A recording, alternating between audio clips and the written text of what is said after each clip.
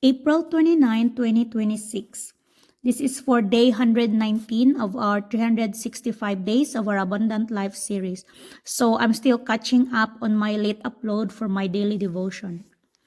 Psalm chapter 40 verse 5. O Lord my God, you have performed many wonders for us. Your plans for us are too numerous to list. You have no equal. If I tried to recite all your wonderful deeds, I would never come to the end of them. For today's topic title, God says, there is always more of me to discover and enjoy. No matter how far you go with me or how much you discover of me, there's always more to know and enjoy. In your pursuit of me, you are like a mountain climber struggling to reach the top of a mountain peak only to discover that there are more amazing mountain peaks left to climb. When you find yourself bored with my word, the problem is not with the Bible.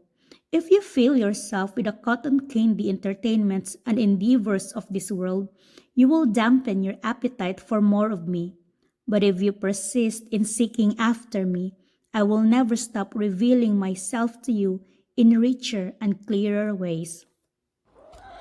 There's a whitey in here, and I think there's another one over here.